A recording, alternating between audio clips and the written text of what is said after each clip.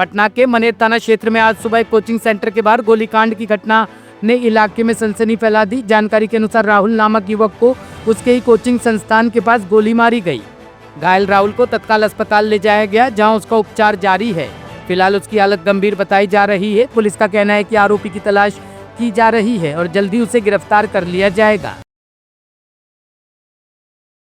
जिसका नाम राहुल है, जो हुल्लासी टोला का रहने वाला है, उसको गोली लगी है और गोली उसके कोचिंग स्थान है वहाँ पे लगी है जहाँ वो पढ़ने आया करता था। और फुटेज उसका हम लोगों को क्लियर मिल गया है। जो गोली चलाया है उसकी भी पहचान कर ली गई है और इसमें आगे की कार्रवाई की जा रही है और एफएसएल की टीम को भी घटनास्थल पर बुला लिया गया है।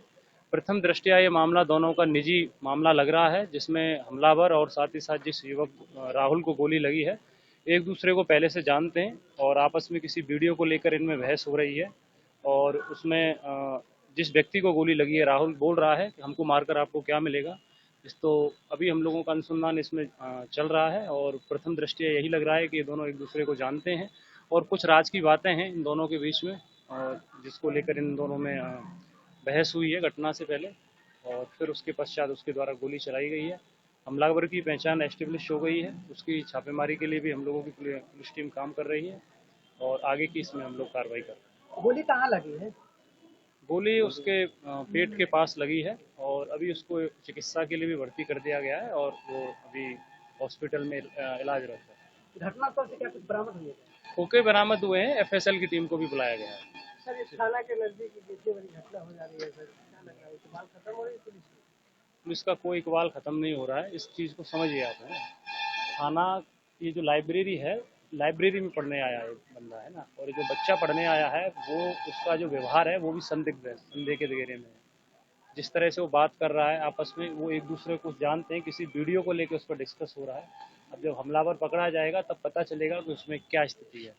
दूसरा, ये आप लोगों की भी जिम्मेदारी है कि कौन क्या कर रहा है क्या नहीं कर रहा है। दिन के समय पर इस तरह से बैठा हुआ है संदिग्ध अवस्था में ऐसा लड़का, तो बताया जाए, पुलिस को सूचित किया जाए। आप लोगों को सूचित करना चाहिए पुलिस को। कितने की संख्या में बदमाश करते हैं? एक ही व्यक्ति है, दोनों जानकार हैं एक दूसरे के, पूर्व में एक दूसरे को जानते हैं। किसी वीडियो को लेकर झगड़ा हो रहा है, जो वीडियो उनका आपस में है उसको लेकर कोई खास गोपनीय बातें हैं जो एक दूसरे को जानते हैं। और बोल रहा है लड़का कि हमको मारकर आपको क्या मिलेगा, और सारी चीजें उसमें आई हुई है, क्लियर है और इसमें कार्रवाई कर रही है। देवेंद्र यादव ने साधा निशाना कहा, दिल्ली में बाढ़ हालात पर सरकार गैर जिम्मेदार। दिल्ली में यमुना के जलस्तर बढ़ने के बाद हालात गंभीर होते जा रहे हैं। इसी बीच दिल्ली प्रदेश कांग्रेस कमेटी के अध्यक्ष देवेंद्र यादव ने आम आदमी पार्टी और सरकार पर जमकर निशाना साधा। उन्होंने कहा कि आम आदमी पार्टी के प्रदेश अध्यक्ष सौरभ भारद्वाज का ये बयान कि दिल्ली में बाढ़ आ ही नहीं सकती और प्रवेश वर्मा का 2-4 जगह जाकर कहना कि बाढ़ जैसी कोई स्थिति नहीं है, पूरी तरह गैर जिम्मेदाराना है। यादव ने कहा कि वास्तविकता यह है कि यमुना किनारे बसे इलाकों में पानी घुस चुका है और लोग गंभीर संकट का सामना कर रहे हैं। बदरपुर खादर गए थे, वो एक ऐसा गांव है जिसके चारों तरफ पानी कल भर चुका था। आज पूरी तरीके से जलमग्न हो गया, लेकिन व्यवस्थाएं वहाँ पर थी नहीं। यहाँ कम से कम व्यवस्था आपने की है, लेकिन व्यवस्था ऐसी की है कि जैसे आदमी कहते हैं ना कि आसमान से टपका और खजूर पे अटका, तो ये तो घर तो इनके डूब ही गए, लेकिन जो व्यवस्था इन्होंने टेंट्स में की है वहाँ पर भी पानी आज घुस चुका है। ये सरकार लगातार ये कोशिश कर रही है कि जैसे जो स्थिति है वो पूरी तरीके से नियंत्रण में है। आपको नियंत्रण कह के काम नहीं चलने वाला जी। आपको कमी को समझना चाहिए, उसकी व्यवस्था करनी चाहिए। सरकार अगर आंख बंद कर लेगी तो कैसे काम चलेगा।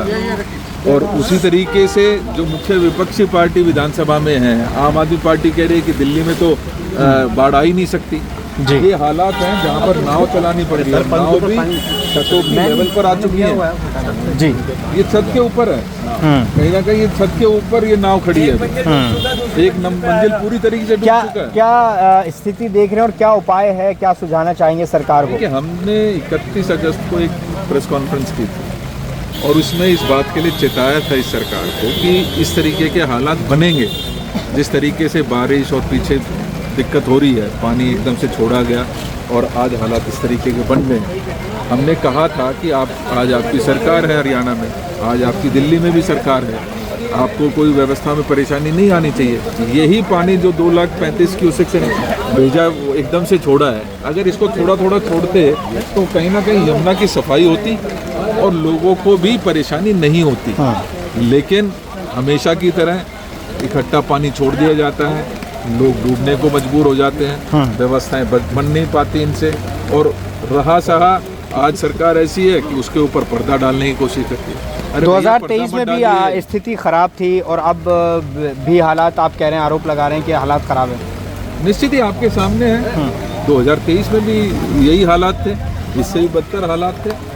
कहीं ना कहीं ये पानी क्रॉस करके उधर भी पहुंच गया था, मंदिर तक पहुंच चुका था। ठीक है, तो हालात तो साउथ ईस्ट दिल्ली में बाढ़ से हाहाकार, इंसानों के साथ पालतू पशु भी संकट में। दिल्ली में यमुना नदी का जलस्तर लगातार बढ़ने से साउथ ईस्ट दिल्ली के हालात गंभीर हो गए हैं। हरियाणा के हथनीकुंड बैराज से छोड़े जा रहे पानी के कारण मदनपुर, खादर और विश्वकर्मा कॉलोनी पूरी तरह से पानी में डूब चुके हैं। यमुना का उफान ऐसा है कि कई रिहायशी इलाकों में बाढ़ जैसे हालात बन गए हैं। हालात की गंभीरता को देखते हुए एनडीआरएफ की टीमें तैनात की गई है और अब तक 171 लोगों को सुरक्षित स्थानों पर पहुंचाया जा चुका है। खड्डा कॉलोनी में स्थिति और भी भयावह है।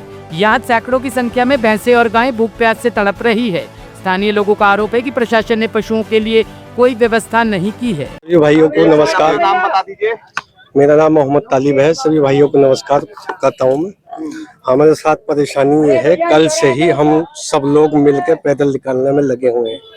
हमारे साथ पशुओं की कोई न पानी पीने की व्यवस्था है, न कैसे भी व्यवस्था नहीं है हमारे साथ। तो हम परेशान हैं। हमारे साथ सहयोग ये किया जाए, कम से कम पशु को पानी पीने के लिए तो मुहैया कराया जाए। तो इतनी हमारी गुजारिश है। खाने पीने का तो इंतजाम हम करेंगे, जैसे भी करेंगे, वो हो जाए तो बेहतर है, नहीं होता है तो पशुओं के लिए पानी का इंतजाम। अच्छा, कितनी मुश्किलें हो रही हैं आप लोगों को, क्योंकि पूरा क्षेत्र बाढ़ प्रभावित है, ऐसे में चारा मंगवाना इनके लिए इतनी मुश्किलें हो रही हैं कि छाती छाती पानी में से हमें निकालना पड़ रहा है, पशुओं की हिफाजत करनी पड़ रही है, पूरी पूरी रात जागना पड़ रहा है। तो उनके साथ हम पशुओं के साथ खड़े हुए हैं। कितने लोग पशु पालते होंगे, कितने पशु होंगे लगभग जो बाढ़ प्रभावित है? पशु जो पालते हैं यहाँ 2-4 लोग ही हैं पशु जो पालते हैं, ज्यादा तो नहीं है, बाकी तो रिहायशी है। सर मैं प्रेम सिंह चौहान प्रधान बोल रहा हूँ जी। यहाँ कोई व्यवस्था नहीं है, ना कोई प्रशासन के लोग हैं, और पब्लिक जो है आगे पानी में को जा रही है, जो कॉलोनी डूब रही है, ये इसमें 10-10 फुट पानी आ गया, 7-7 फुट। तो यहाँ पब्लिक को देखने के लिए कोई प्रशासन के आदमी होने चाहिए, और अभी पशु भी अंदर है तो उन पशुओं को भी बाहर निकाला जाए, और कुछ लोग भी अभी अंदर है अपने अपने मकानों में। तो प्रशासन से मेरा आग्रह है कि आए हैं और आके इन लोगों को बाहर निकालें। दुष्यंत प्रधान नाम है। दुष्यंत जी, क्या कहेंगे, ये कौन सा जगह है और जिस तरीके से भैंस उसको बुरा हाल है? ये कालंदी कुंज थाना विश्वकर्मा कॉलोनी है। यहाँ पर जो अंदर भैंस हैं, कुछ परिवार भी हैं। प्रशासनिक को कम से कम जब पता था पानी आएगा, 15 दिन पहले अनाउंस करना था, सभी को यहाँ से सुरक्षित स्थान पे पहुँचाना चाहता। लेकिन जो मैं अब देख रहा ना, यहाँ तो कोई पुलिस प्रशासन नजर आ रहा कालंदी कुंज का, और न ही कोई पर्सन मैं SDM वगैरह का मुझे कोई यहाँ पर दिख रहा। कोई ऐसी सुविधा कुछ व्यवस्था की गई है, क्या लगता है की जानी चाहिए? यहाँ व्यवस्था तो है नहीं कुछ भी। पहले तो मैं इससे पहले आया, टेंट वेंट देखे थे, आज तो यहाँ मैं कुछ नहीं देख रहा। क्यों कल को कोई हादसा हो जाता है तो जिम्मेदार कौन होगा? क्योंकि ये विश्वकर्मा कॉलोनी है, इधर ही निवास है। इनकी व्यवस्था एक ऐसी जगह होनी चाहिए, कल को अगर पानी आ गया और अब कुछ हादसा हो जाए, कुछ परिवार मुझे भी सूचना मिली अंदर भी हैं, तो उनकी गैल कोई हादसा होगा, उसका जिम्मेदार कौन है? नाम बता दीजिए। मोहम्मद सजाद। मोहम्मद जी, ये पशु भूख से बिलबिला रहे हैं, क्या कोई व्यवस्था की गई है? कोई व्यवस्था नहीं हुई, ना कोई पानी का इंतजाम। भूखे प्यासे ढोर बंध रहे हैं यहाँ सब, और ये 3 दिन से अंदर पानी के अंदर ही है। ना कोई पानी का इंतजाम हुआ, ना कोई चारे का इंतजाम हुआ गवर्नमेंट की तरफ से, ना विधायक की वजह से, न पार्षद की वजह से तरफ से कोई इंतजाम नहीं है। चारे की भी गाड़ी आई थी, क्या खुद लोग ये बना रहे हैं? क्या ये हमने अपने पैसे से मंगाई है, अपने पैसे से मंगाई है हमने खुद। कितनी दिक्कतें हो रही हैं आसपास में, क्योंकि सारा इलाका बाढ़ प्रभावित है? हाँ, गाड़ी से भाई मंगा रहे हैं, परेशानी होकर आ रहे हैं, परेशान होकर जैसे भी आ रहे हैं।